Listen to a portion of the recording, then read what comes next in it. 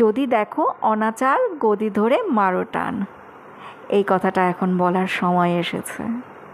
শাসক দল যদি অন্যায় অত্যাচার করে তখন তো জনগণকে তার বিরুদ্ধে রুখে দাঁড়াতেই হবে। তা না হলে কিসের গণতন্ত্র, কিসের ভোটাধিকার?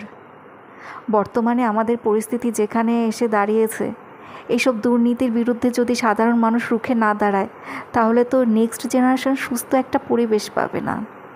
গুড মর্নিং বন্ধুরা, কেমন আছো তোমরা সবাই? নিশ্চয়ই ভালো আছো। আমিও ভালো আছি বলতে খাচ্ছি দাচ্ছি ঘুমোচ্ছি সংসার করছি, কিন্তু সংসারের বাইরে আমার এই বাড়ির বাইরের পরিবেশটার কথা যখন আমি ভাবছি তখন আর ভালো থাকতে পারছি না। চারদিকে এত অন্যায় অত্যাচার আর সহ্য করা যাচ্ছে না। ধৈর্য ধরে শুধু দিন গুনছি কবে অভয়া বিচার পাবে। অভয়ার বিচারটা মাঝপথে থেমে যাবে না তো? অভয়ের খুনিরা ধরা পড়বে তো? তোমরা জানো না বন্ধুরা, আমি যে কি পরিমাণে এখন খবরগুলো শুনি মোবাইলে। আমি সারা দিন শুধু ওই সমস্ত খবরগুলো শুনি, আর ওগুলো দেখতে দেখতে আমার সব মুখস্থ হয়ে গেছে। অনেকে বলে যে ভুলভাল খবরও থাকে, কিন্তু বড় বড় যে সমস্ত চ্যানেলগুলো থাকে, বড় বড় যারা আর কি সাংবাদিকরা রয়েছে, তারা কিন্তু কখনো ভুলভাল খবর বলে না।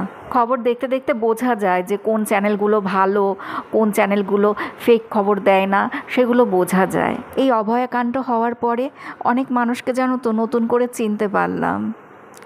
সৌরভ গাঙ্গুলি, যাকে আমি ভীষণভাবে পছন্দ করি, আমি যার ফ্যান, তো তার কথাবার্তা, তার ওয়াইফের কথাবার্তা শুনে এত খারাপ লাগছিল, আমি আজকে অন ক্যামেরায় তাদের নাম ধরেই বলছি। আমি তো ডোনা গাঙ্গুলির কথা শুনে একদম সে কী করে যে ওই ধরনের একটা কথা বলতে পারলো আমি সেটা এখনও বুঝতে পারছি না।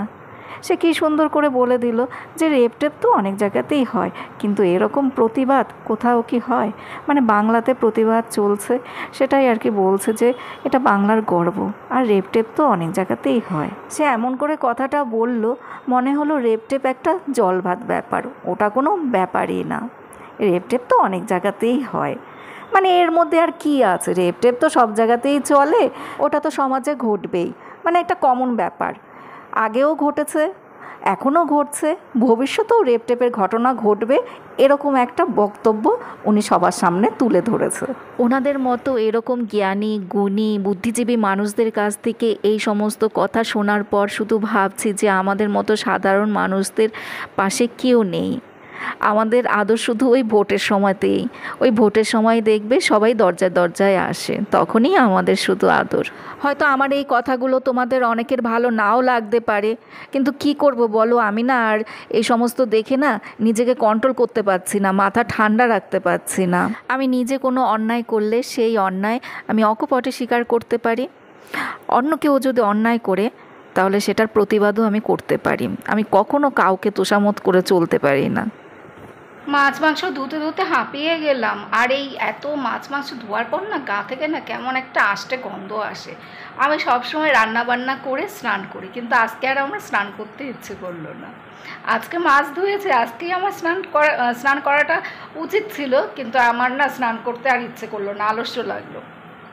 আসলে আমি ওই স্নান করে পুজো দিয়ে তারপরে তো রান্নাঘরে আসলাম, তারপরেই তো আমি ব্লগটা শুরু করলাম। স্নান করে পুজো দিয়ে ভাত আর পেঁপে তরকারিটা বসিয়ে দিয়েই ব্লগটা শুরু করেছি। ওই সময় তো ওই মাছ ধোয়া ধুয়ে শুরু করলাম।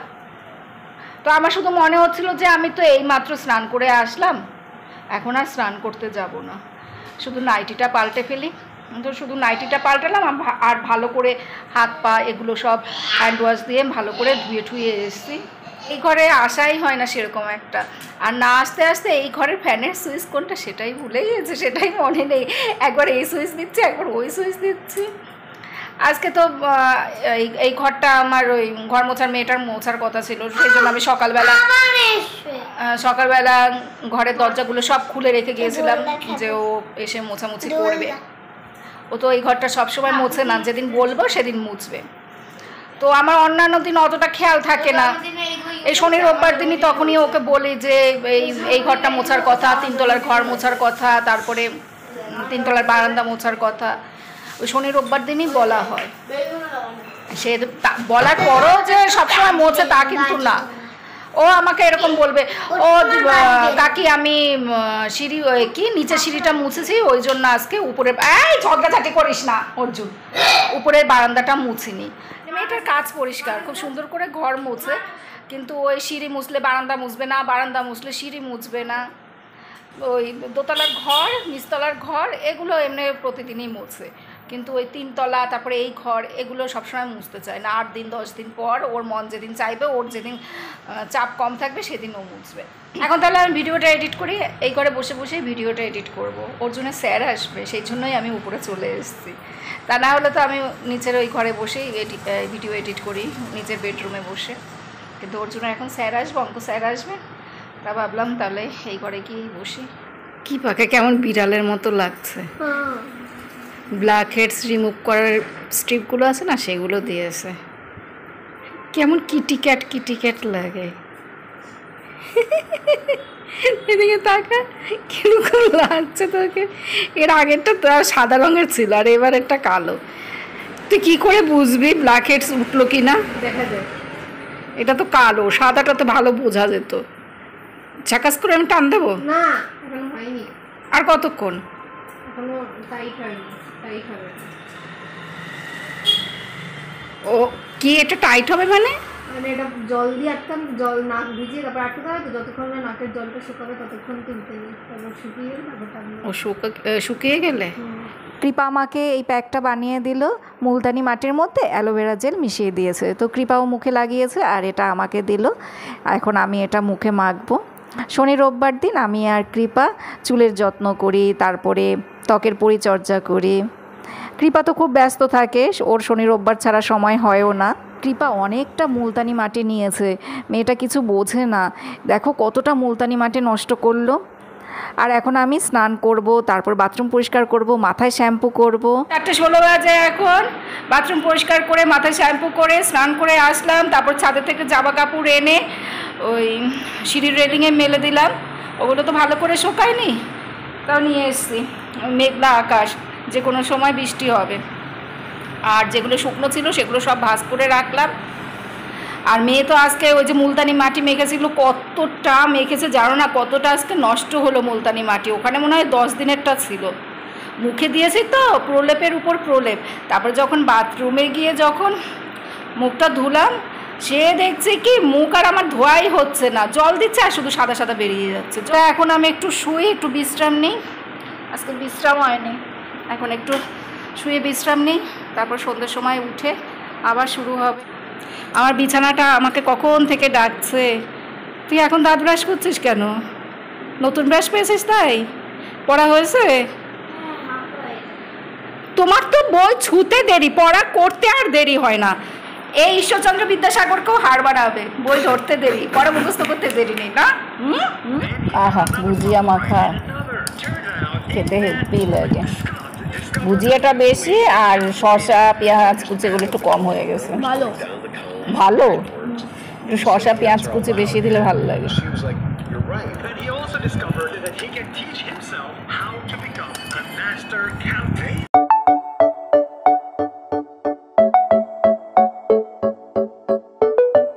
ঠাকুর পুজো দিলাম এই মাত্র।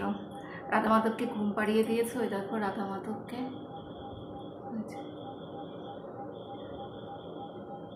গোপাল ওই পাশে মশারির মধ্যে ঘুমাচ্ছে। আমি রান্নাঘরে এসেছি সন্ধ্যের সময় এসে একটু বাসনগুলো ধোয়া মাজা করে ভাত বসিয়ে দিলাম। তারপরে আদা কেটে রাখলাম। আদাটা ব্লেন্ড করিনি, কালকে একসাথে ওই আদার কাঁচা লঙ্কা ব্লেন্ড করে রেখে দেবো, যখন রান্না করবো সেই সময় ব্লেন্ড করবো। এখন আর মিক্সার মেশিনে হাত দিতে ইচ্ছে হচ্ছে না। এবার এই ঠাকুরের এই যে এগুলো ভাঁজ করে রাখবো। এগুলো আমি গত সপ্তাহে ধুয়ে দিয়েছিলাম, তো এর মধ্যে আর এগুলো আমার ভাঁজ করার সময় হয়নি। আজকে এগুলো ভাঁজ করে রেখে দেবো ওয়ার্ড্রোবের মধ্যে। সন্ধ্যের সময় ঠাকুর ঘরে যখন আসি তখন একটু ঠাকুর ঘরে নিশ্চিন্তভাবে বসি। সকালবেলাটা খুব তাড়াহুড়ো থাকে। এই সন্ধ্যের সময় আসলে তখন ওই যে শ্রীকৃষ্ণের শতনাম, তারপর শিব ঠাকুরের শতনাম এগুলো একটু পড়ি আমি।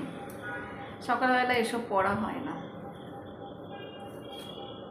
ওই যে তোমাদেরকে সেদিন বলছিলাম না যে কতগুলো ব্লাউজ পিস কিনেছি, তো সেগুলো সব ধুয়ে দিয়েছিলাম। এই যে দেখো ব্লাউজ পিসগুলো ফাটাফাট করে এগুলো ভাজ করে এখন রেখে দিই।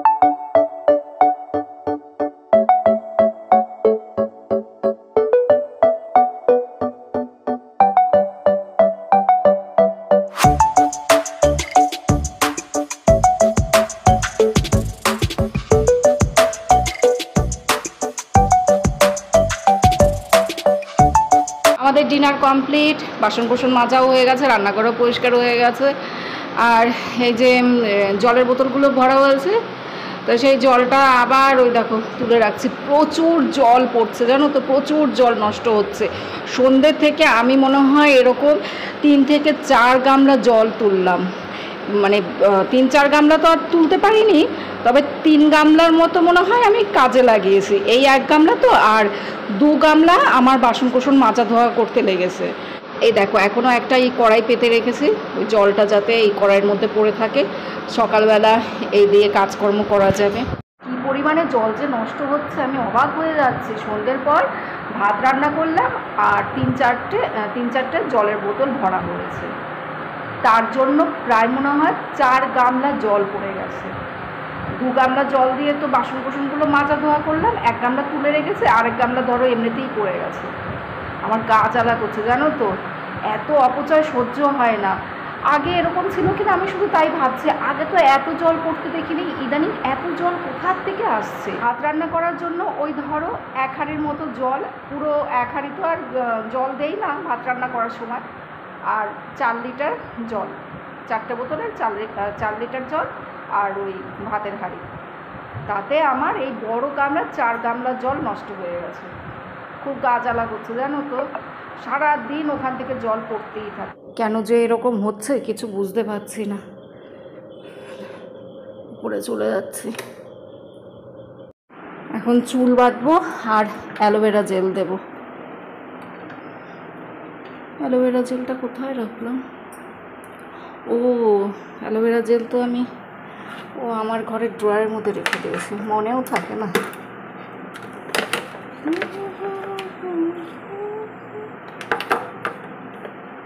জায়গার জিনিস জায়গায় না থাকলে না আমার হেভি রাগ হয়। ছেলে মেয়ে সব সময় সব কিছু এলোমেলো করে রাখে।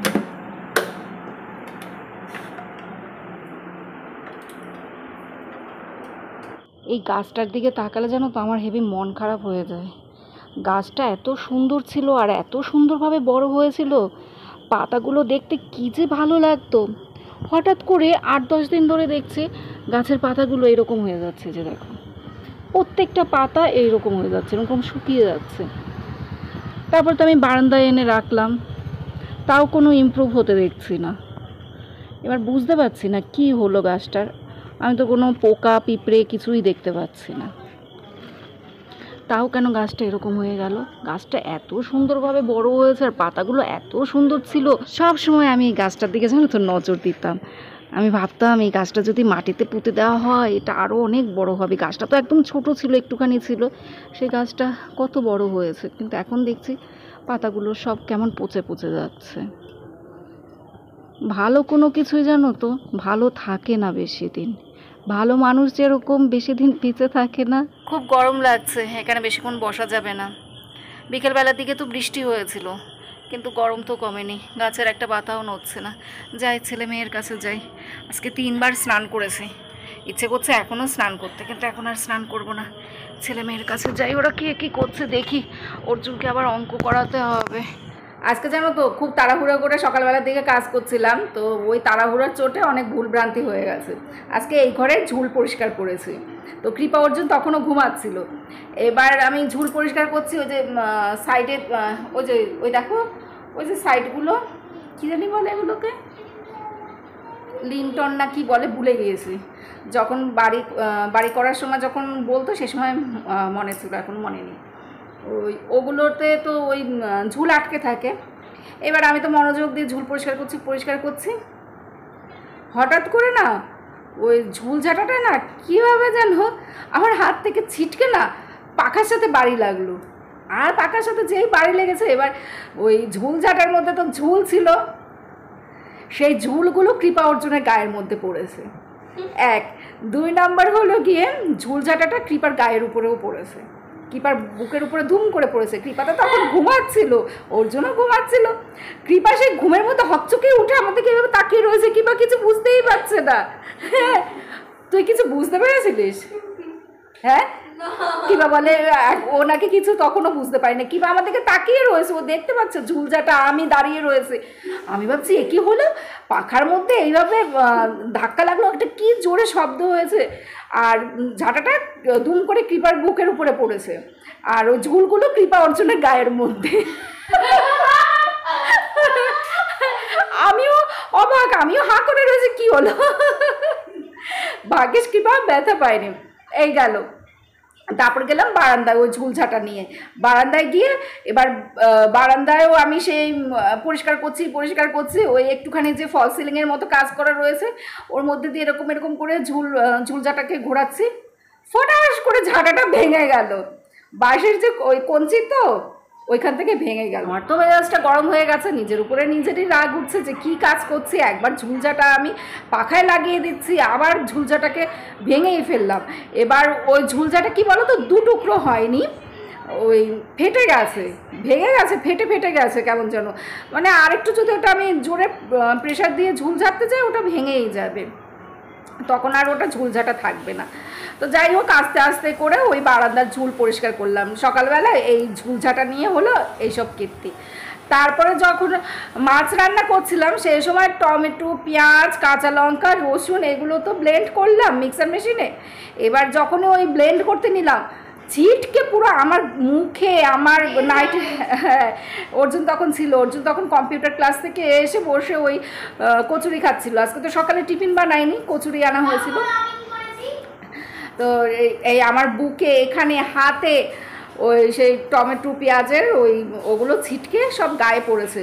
অর্জুন উঠে এসে সাথে সাথে আমার চোখ মুছিয়ে দিচ্ছে, আমার নাইটি মুছিয়ে দিচ্ছে। ওই জন্য বলছে, বলো তুমি আমি তোমার জন্য কি কি করেছি। তো আমার চোখ জ্বালা করছিল, কাঁচা লঙ্কা ছিল তো, তারপর চোখটা ধুয়েছে, পর জ্বালাটা কমেছে, কিন্তু সারা দুপুর এই হাতটা জ্বলে গেছে। এই হাতের মধ্যে ছিটকে উঠেছে তো, এই হাতটা সারাটা দুপুর জ্বলে গেল। আর এই বুকের কাছে এইখানটাতে তাড়াহুড়ো করে কাজ করলেই না এরকম ঝামেলা হয়।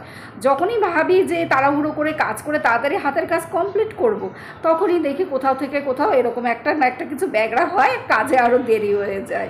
তবে ঝুলঝাটাটার গল্পটা আজকে বেশ ভালো ছিল। আমার ছেলে মেয়ের গায়ে ঝুলঝাটা পড়ে গিয়ে দুজনে দেখি ঝুল, ওই গায়ের মধ্যে ঝুল টুল লাগিয়ে শুয়ে রয়েছে, তাও দুজনের কারো কোনো হুঁশ নেই, অধরে ঘুমাচ্ছে দুজন। তো বন্ধুরা, এখনকার মতো ব্লগ শেষ করছি। তোমরা সবাই ভালো থেকো, সুস্থ থেকো, সাবধানে থেকো। আবার আগামীকাল দেখা হবে। টাটা বন্ধুরা, গুড নাইট।